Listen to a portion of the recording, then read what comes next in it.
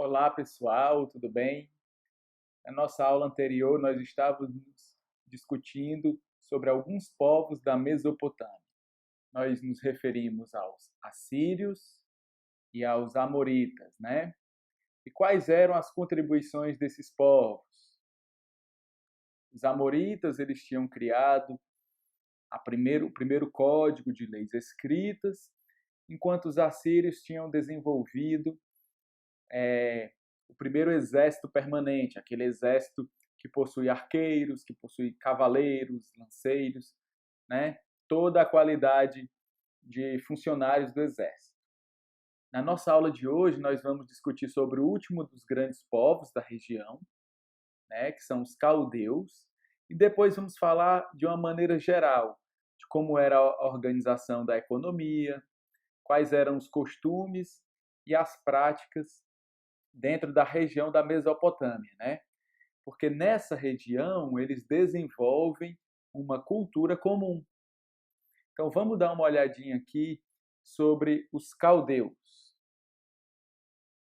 Os caldeus, eles então se desenvolvem ali pela década de 600 a.C., né? Mais ou menos no ano de 600, 620 a.C., e é um grupo que surge na região da Caldeia e acaba por conquistar a Babilônia e refunda essa cidade. Eles criam o segundo império babilônico, ou chamado também de Império Neobabilônico. Então, por que é tão importante assim esse império? Primeiro, porque alguns fatos bíblicos, né, que nós vemos se referem a esse período. A história da Torre de Babel. A Torre de Babel é uma grande construção dos babilônios. Os jardins suspensos também, que são considerados uma das 7 maravilhas do mundo antigo, era dessa Babilônia caldeia, né? Essa Babilônia feita pelos caldeus, tá? E o principal líder dessa Babilônia, do Império Neobabilônico, foi o Nabucodonosor. Então esse período ele é conhecido também por ser aquele período do cativeiro da Babilônia que nós vemos na Bíblia, né? Aquele momento onde os hebreus eles são levados como escravos para a Babilônia.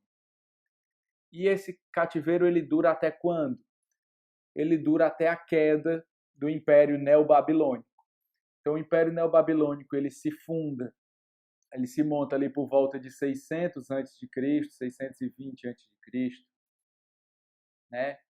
E é quando os caldeus eles conseguem derrotar os assírios, eles conseguem criar um império quase da mesma extensão do Império Assírio, chegando às portas do Egito, pegando boa parte da Ásia Menor, e dominam a região com muito terror, né, escravizando a população mesopotâmica, até que em 539 a.C., né, eles vão cair.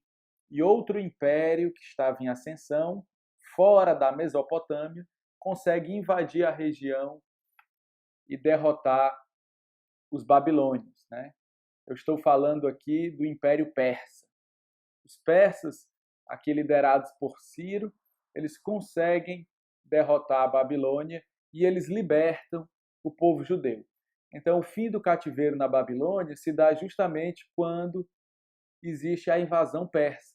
Os persas vão invadir e destruir esse que é o último grande império que se originou na região mesopotâmica, tá bom? Agora vamos dar uma olhadinha na estrutura geral desse império, dos impérios, né, da sociedade mesopotâmica. Primeiro, ela é uma sociedade dividida em castas, né, dividida em hierarquias, e existe pouca, quase nenhuma mobilidade social. Significa que você morre na mesma posição social que você nasce. Nós temos, por exemplo, os grandes proprietários de terra e funcionários públicos, né, que eram os Aiwilu. Nós temos os camponeses e trabalhadores que não eram escravos. Eles geralmente eram funcionários do palácio, eles trabalhavam dentro dos palácios, na dependência, ou cuidando das terras desse palácio, né? são os Mushkenu. Nós temos também aqueles trabalhadores que cultivam as terras dos templos, aí eles trabalham para os sacerdotes, no caso, né? São os Gurush. E nós temos, por fim, os escravos que são os Wadru. Então, essa posição ela é muito bem definida dentro da sociedade mesopotâmica. E nós conseguimos observar que a pessoa ela nasce e morre na mesma posição social. Essas posições, elas por sua vez, elas têm privilégios. Então, quando a gente vai olhar a fundo o Código de Hammurabi, por exemplo, nós não vemos assim as pessoas como iguais. Nos códigos existe uma determinação de que classe nós estamos falando, né? Se trata de um ailu, se trata de um escravo. Então, o peso da lei é diferente dependendo de cada posição social. Então, nós estamos falando de uma sociedade que é muito marcada por essa divisão. Outra forma de ver essa divisão é a partir de uma pirâmide social. Vamos dar uma olhadinha nessa pirâmide aqui. Quem é que está no topo da pirâmide? Nós temos o rei e os nobres, aqueles que fazem parte da família real. Lembrando que cada rei era chefe do exército e chefe das cerimônias religiosas, né? Nós estamos falando de estados teocráticos, tá? Então eles representam o poder religioso, né? E também tem funções de guerra, né? Eles que dominam o exército. É chefe de guerra, chefe de estado e chefe religioso. Nós temos também os sacerdotes. Os sacerdotes, eles estão abaixo do rei porque eles manipulam os cultos, são aqueles que têm o controle sobre os cultos. Então, como o culto ele é fundamental para boa prática agrícola, né, para ter uma boa safra e tudo mais, então é de responsabilidade do sacerdote garantir essa safra, né, garantir essa produção agrícola. E eu vou já explicar para vocês por que é que o sacerdote tem esse poder, né?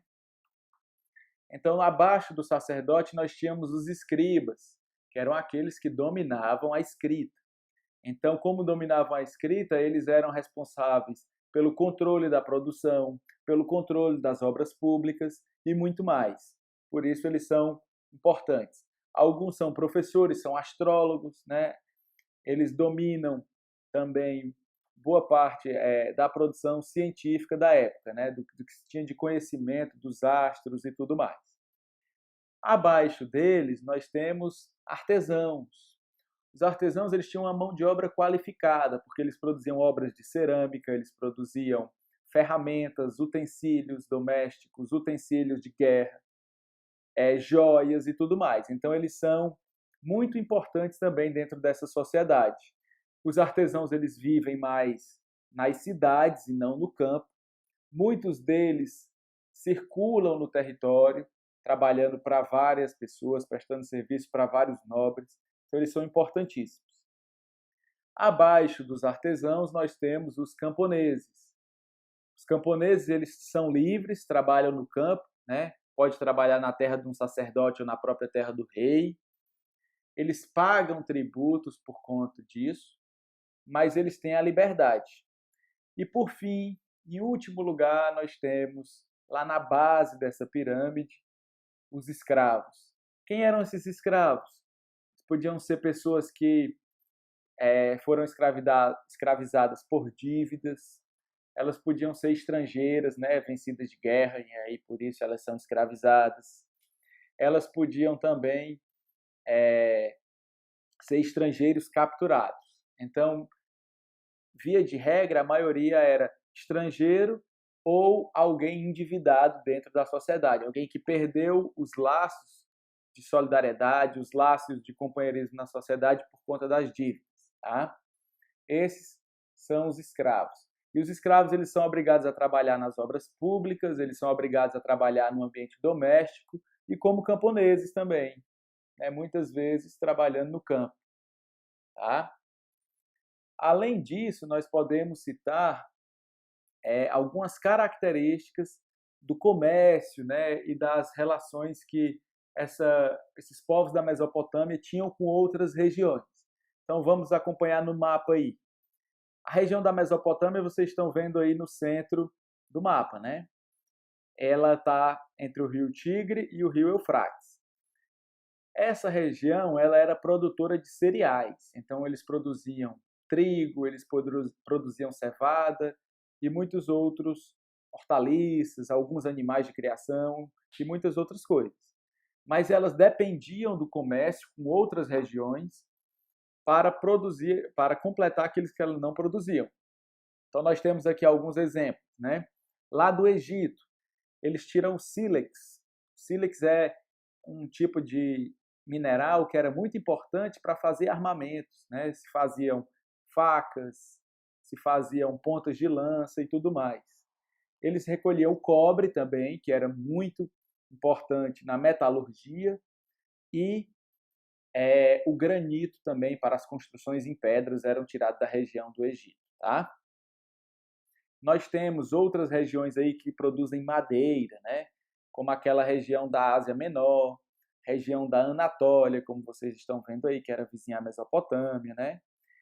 E de regiões muito mais distantes, lá do Extremo Oriente, nós estamos vendo aí que eles produziam o lápis lazuli, que era o pigmento azul usado, né, para tintura, era muito importante, usado para fazer obras de arte, né, e tudo mais. O ouro também vinha desse Extremo Oriente, boa parte da produção de cobre também. Então isso mostra que existia um intenso comércio, intensa rede comercial na região da Mesopotâmia, tá bom, pessoal? E do ponto de vista da religião, como é que essa Mesopotâmia ela também se organiza? A Mesopotâmia ela era politeísta, ou seja, acreditava em vários deuses. Era comum que cada cidade-estado tivesse o seu deus principal, aquele deus mais importante, né? Então, nós temos, por exemplo, Assur, que era o deus dos assírios. Nós temos também vários outros deuses para cada região, né? E eles são adorados em cada ponto da Mesopotâmia. Então não existe um único Deus. Cada cidade vai fazer adoração a um Deus. Na Babilônia, né, entre os amoritas, nós tínhamos Marduk, que era um Deus muito importante. Marduk ele também ganha uma importância entre os assírios depois, mas ele é principalmente ali pelos amoritas.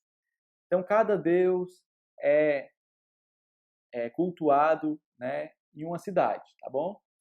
Então é importante falar que eles são politeístas.